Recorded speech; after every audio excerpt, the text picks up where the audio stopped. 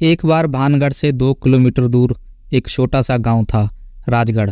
वहां पर 2 मित्र रहते थे और वह एक दूसरे के साथ ही दफ्तर में काम करते थे और रात होने पर खाना वाना खाने के बाद गांव का चक्कर लगाया करते थे और पता लगाते थे कि आज गांव में क्या क्या हुआ, क्योंकि दोनों को पंचायत करने का और सबका मजाक उड़ाने में उन्हें अच्छा लगता था।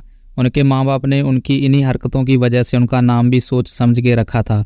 एक का नाम था शेर सिंह, दूसरे का नाम था राम भरोसे।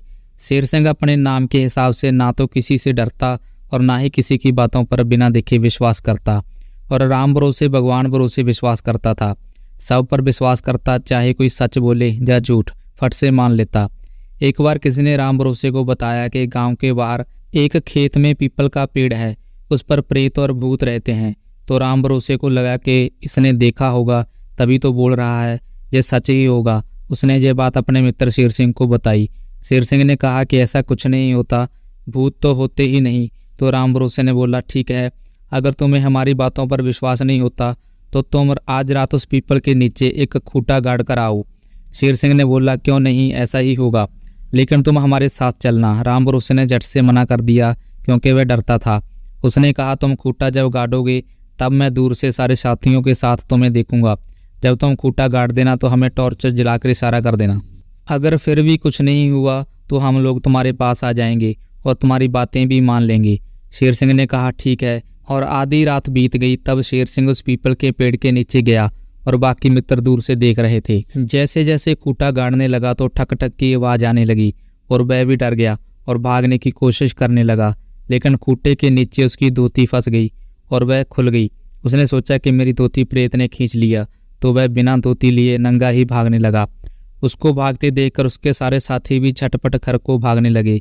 तभी एक मित्र ने बोला कि भूत ने शेर सिंह को मार डाला होगा और हमको भी मारने दौड़ा है, भागो जल्दी जल्दी। किसी का गिरने से पाँव टूटा और किसी का हाथ टूटा, जहाँ तक तो एक की आंख भी फूट गई। फिर भी कोई रुका नहीं, क्योंकि उनके पीछे तो भूत पड़ा था। किसी तरह सब लोग अपने अपने घर गए। जब सुबह हुई तो सब लोगों ने सोचा कि चलो शेर सिंह के यहाँ उसके मरने की खबर उसके माँ बाप को देते हैं, नहीं तो पूरी ज़िंदगी वो यही सोचेंगे कि मेरा बेटा कहीं भाग गया। जब सारे मित्र मिलकर उसके घर पहुंचे तो सबने देखा कि शेर सिंह के 2 दांत टूट गए थे, सिर पर काफ़ी गहरी चोट आई थी। सबको लगा कि भूत ने उसको मारकर छोड़ दिया होगा, क्योंकि वह हम लोगों की तरफ जो दौड़ने लगा था। सब लोगों ने यह घटना गांव वालों को बताई। सब ने बोला, ये कोई भूत ही कर सकता है। और जब सुबह सूरज निकला और 10-11 बजे तो सब मिलकर पीपल के पेड़ के नीचे पहुंचे। वहां उन्होंने देखा कि शेर सिंह की धोती खूंटे के नीचे फंसी हुई थी, जिसके कारण उसको लगा कि कोई उसे खींच रहा है।